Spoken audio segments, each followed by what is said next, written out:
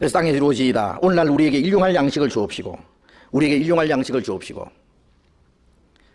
우리 육신에 먹을 거 달라는 말씀이겠어요? 너희는 무엇을 먹을까, 무엇을 마실까, 무엇을 입을까 염려하지 마라. 이건 다 이방인들이 구하는 것이라. 이 모든 것이 너희에게 있어야 할 줄 아시니라. 에? 바로 6장에 31절에 그런 말씀이 있어요. 예. 하나님께서 우리의 먹을 거 입을 거 다 하신다고 했는데 그 일용할 양식, 오늘 양식 달라 그 말에 먹을 거 달라 그 말씀이겠어요? 그거는 우리가 기도 안 해도 하나님이 주십니다. 하나님 내 오늘 밥 세 끼 꼭 주셔야 됩니다. 한 끼도 빼지 말고 꼭 주셔요. 그 기도 안 합니다. 일용할 양식을 주옵시고. 그러면 우리가 먹을 양식은 말이에요. 몇 달 먹을 양식들 준비해놨는데. 예? 이스라엘 백성들은 매일 광야에서 만나를 먹었어요. 매일매일. 그러나 우리는 많잖아요. 하나님 일용할 양식 주옵시고 그러면 야, 뭐 너 몇 달 먹을 양식 줬는데 그거 오늘 다 먹어 치워라. 그러면 터져 죽습니다. 그러면 하나님 2달만 영시켜 주십시오. 이게 일용할 양식을 주옵시오라는 말씀은 사실은요, 육신의 양식보다는 영적인 양식이라고 우리가 생각해야 될 겁니다. 우리에게는 육신의 양식보다 더 중요한 것은 영의 양식입니다. 사람이 양식이 없어 주림이 아니요 물이 없어 가람이 아니라 하나님의 말씀을 듣지 못한 기갈이라. 사람이 떡으로만 살 것이 아니라 하나님 입으로 나오는 모든 말씀으로 살 것이니라. 우리가 매일매일 하나님의 말씀을 먹어야 돼요. 매일매일 말씀이 필요하고 그 다음에 말씀을 읽고 듣고 깨달을 것만 아니라 매일 생활 속에 주님의 뜻을 행하는 거예요. 요한복음 4장에 보면은 예수님이 사마리아 우물가에 앉아 계셨어요. 예수님이 목말랐어요. 여인에게 물 좀 달라 그러니까 당신이 유대인인데 사마리아 여자에게 날 물 좀 달랍니까? 그 예수님이 사마리아 여자에게 물 잡수시고 싶어서 물 달라고 한 게 아니라 생수를 주시려고 그 말씀을 시작한 거예요. 너는 내게 물을 안 줬지만은 너는 내게 구하면 생수를 주리라. 한참 얘기하는데 여자가 바로 예수님이 그리스도라는 것을 알았어요. 예수님께 물 드리는 것도 잊어버리고 물동이도 내버리고 동네에 들어갔다고. 이분이 그리스도가 아니냐 와서 봐라 그러면서요. 동네 사람들이 막 미친 여자처럼 왔다 갔다 하면서 막 큰소리치고. 그동안에 제자 하나가 예수님께 예수님 저 점심 잡수실 걸 어디서 구해서 가져왔어요. 주님 잡수십시오. 예수님 물도 못 잡수셨죠. 목마른데 지금 배고픈데 아무것도 잡수신 거 없어요. 그런데 예수님이 나는 너희가 알지 못하는 먹을 양식이 있느니라 그랬어요. 제자들이 누가 주님 잡수실 거 갖다 드렸는가? 예수님 말씀하시기를 내 양식은 나를 보내신 이의 뜻을 행하며 그 일을 온전히 이루는 이것이니라. 예수님이 말씀하는 양식은 하나님의 뜻을 행하며 그 뜻을 온전히 이루는 것이다.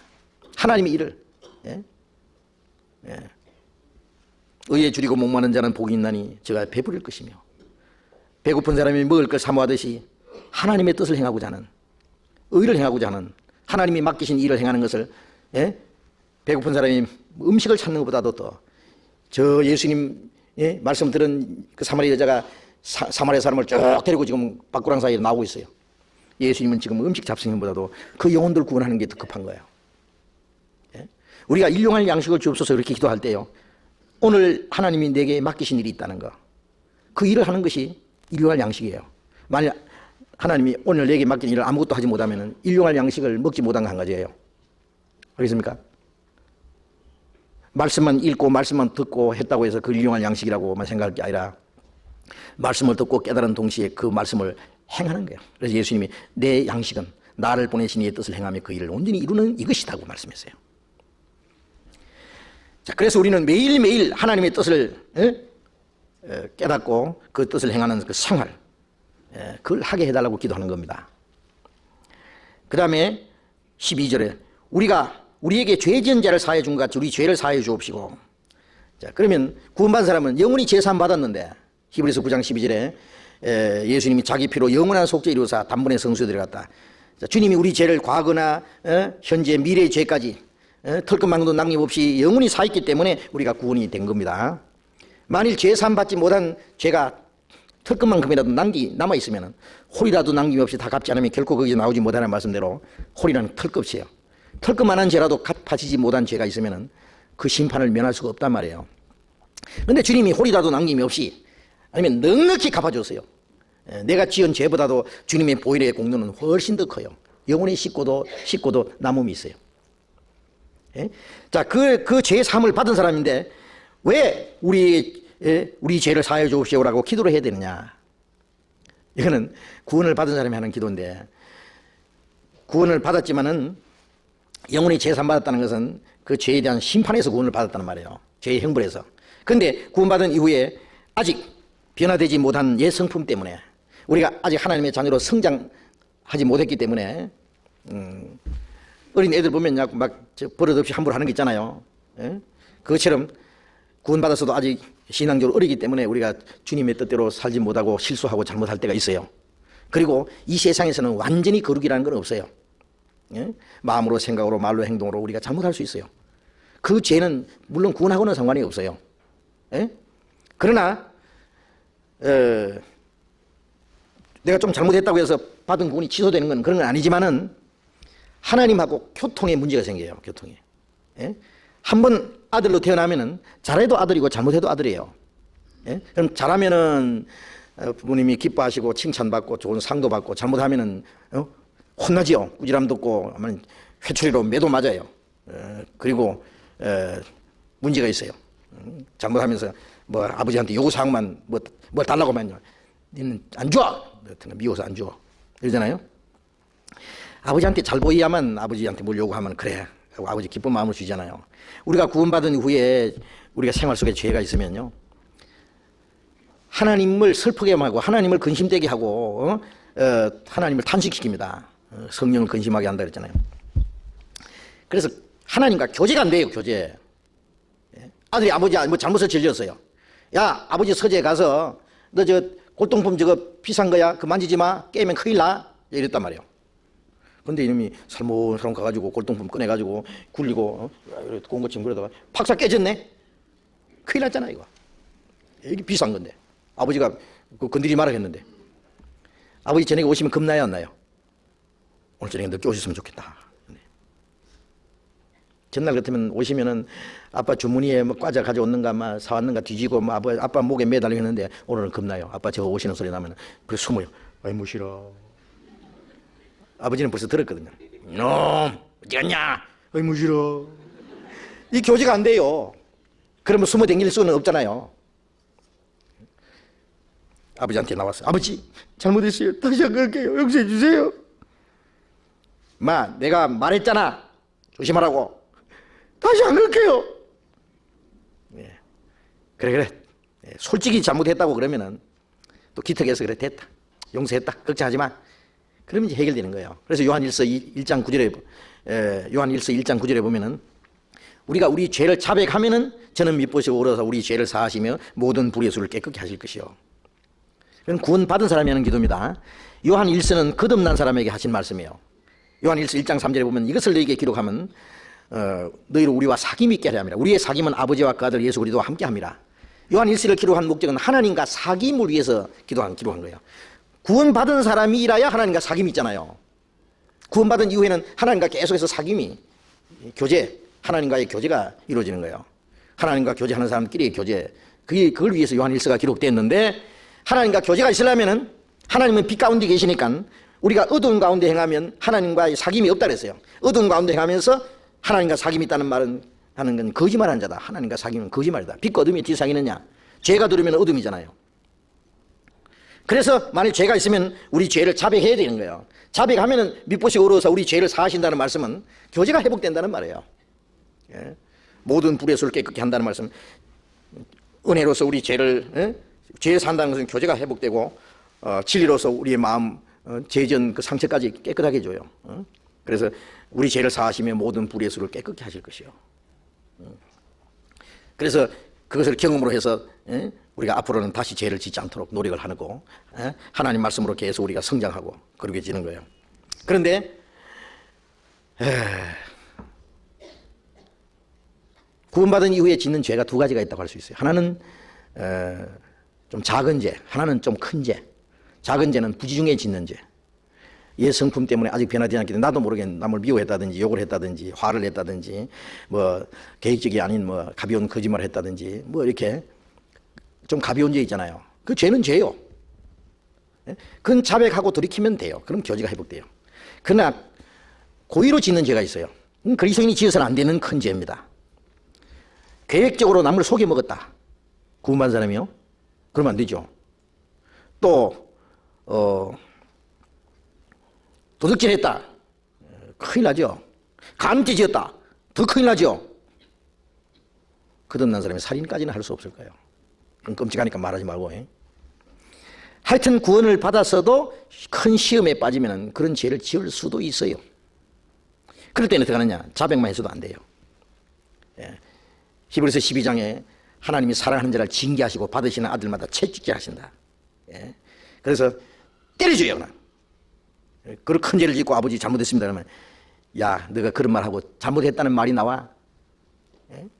너 같은 놈 혼 좀 나야 돼. 종아리 걷어!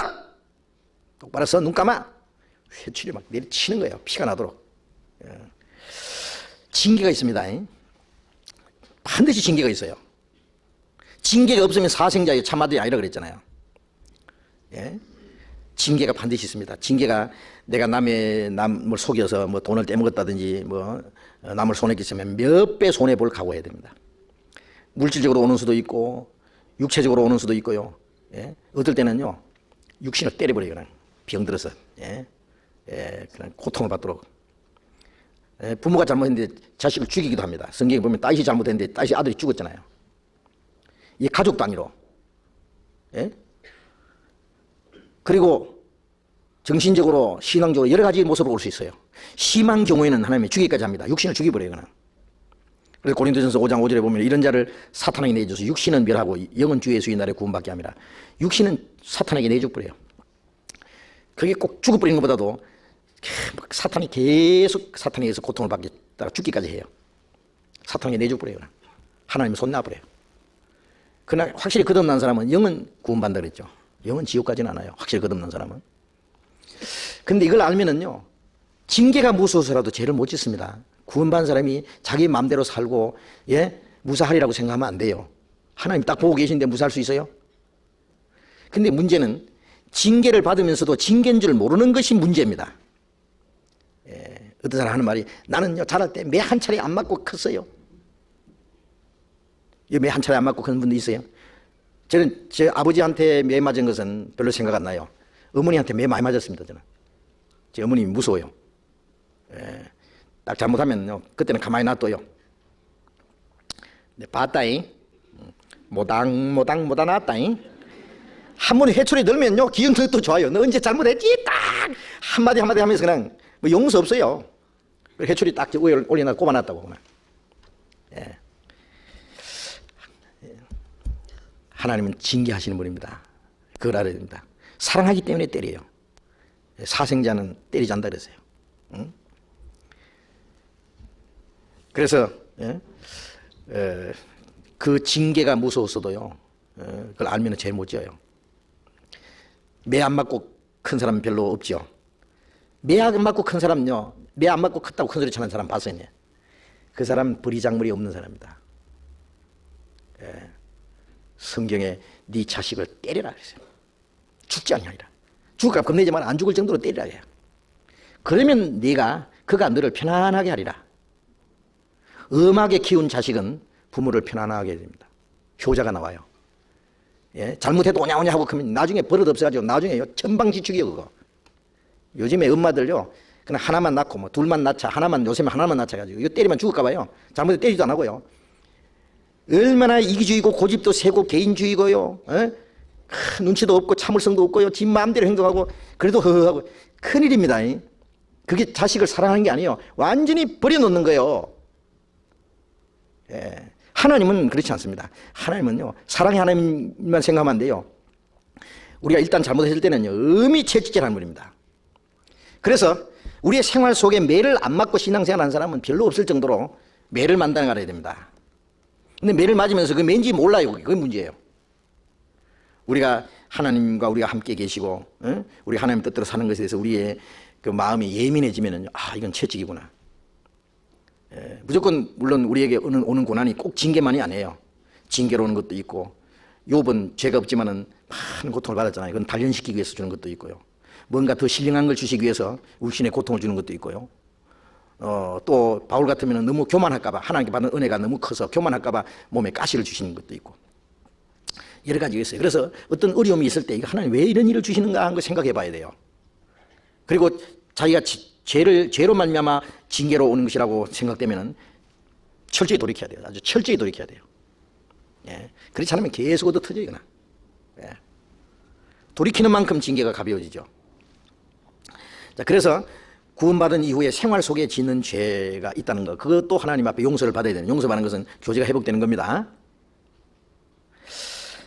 그런데 오늘날 우리에게 우리가 우리에게 죄 지은 자를 사해 준 것 같이 우리 죄를 사해 주옵시고, 이게 무슨 뜻이냐면은 우리가는 하나님 앞에 용서를 받아야 될 사람입니다. 그렇죠? 하나님 앞에 죄를, 우리는 항상 아직도 연약하고 부족하기 때문에 용서를 받아야 될 사람인데, 내가 남을 용서 못하는 마음이 있으면은, 다른 사람이 내게 잘못한 것에 대해서 용서 못하는 마음이 있으면은 내가 하나님 앞에 용서해달라고 할 수가 없잖아요. 그죠? 그 다음에 보시면은요, 14절에, 마태복음 6장 14절에, 너희가 사람의 과실을 용서하면 너희 천부께서도 너희 과실을 용서하시려니와 너희가 사람의 과실을 용서하지 아니하면 너희 아버지께서도 너희 과실을 용서하지 아니하시리라. 너희 아버지께서는 구원받은 사람입니다. 남을 용서 못하면은 하나님 아버지도 너희를 용서하지 않는다. 남을 용서 못하는 마음을 가지고 있으면서 하나님 날 용서해 주십시오 그러면 그건 안 된다 그거예요. 하나님 용서 안 해준다 그거예요.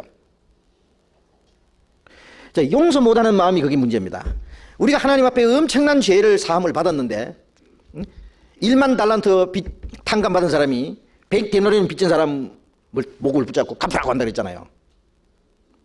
1만 달란트 탕감시켜준 사람이 그 말 듣고는, 이놈아, 내가 늘 불쌍히 여겨서 네 갚을 거 없다고 해서 빌어서 1만 달란트를 탕감시켜줬는데 니는 네 동료 100데나리온 빚진 거 좀 연기시켜달라는데 그걸 목을 붙잡고 갚으라고 잡아서 쳐넣어버려?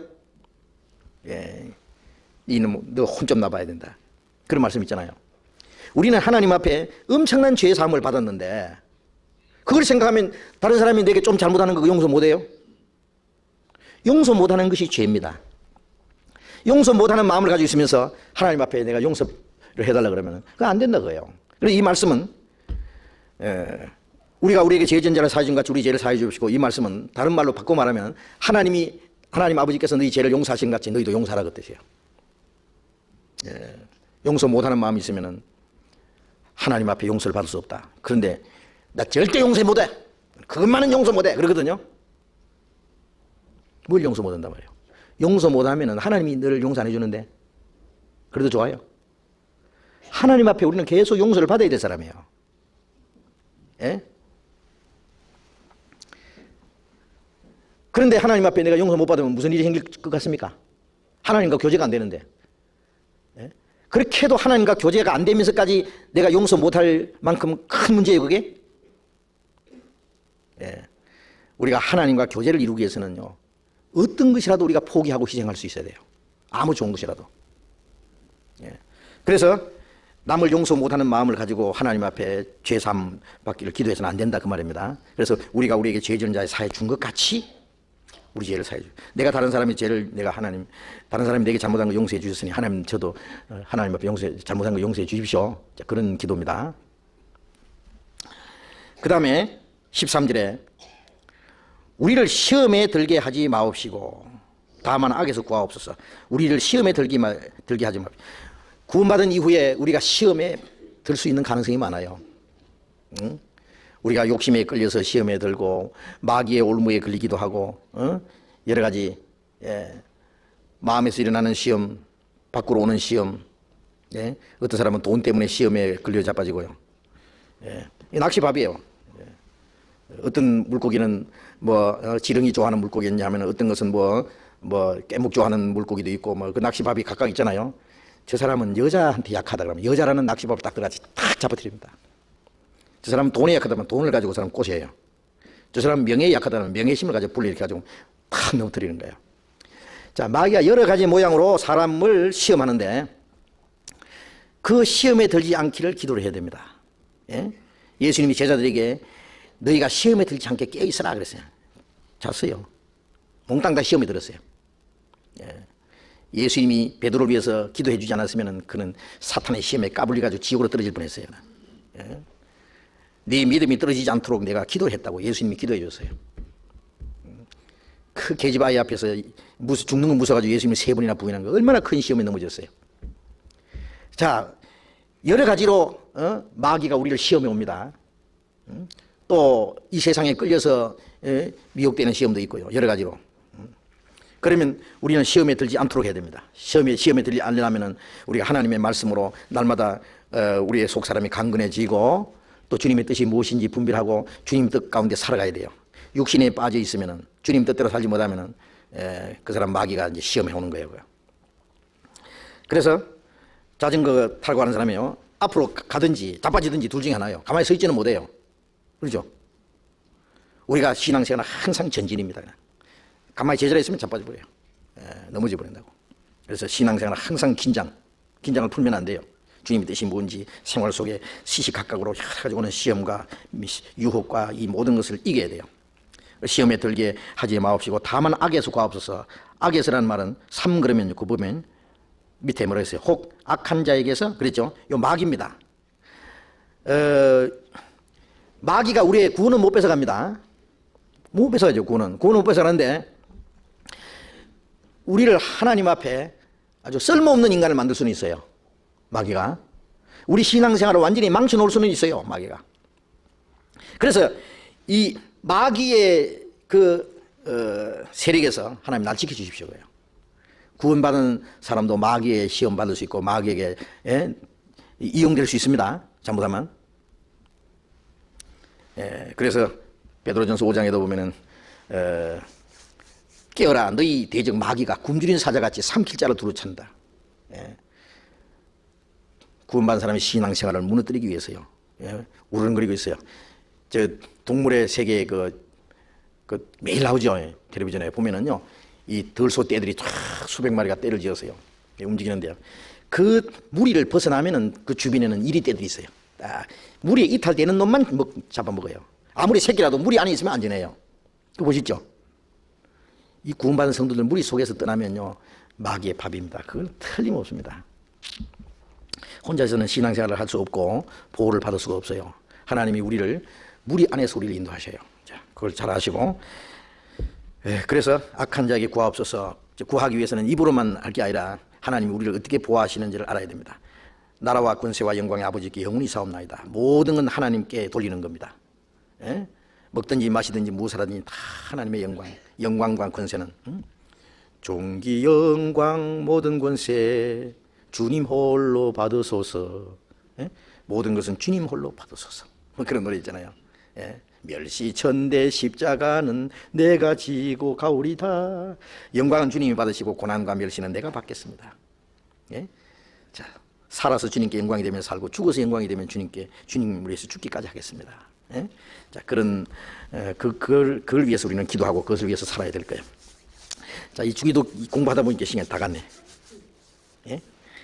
오늘이 그날이셨습니다. 됐어요? 에휴, 큰일 났네. 이거 이만큼 있는데. 자, 그렇다고 또 뭐 적당히 뭐 할 수는 없잖아요. 응?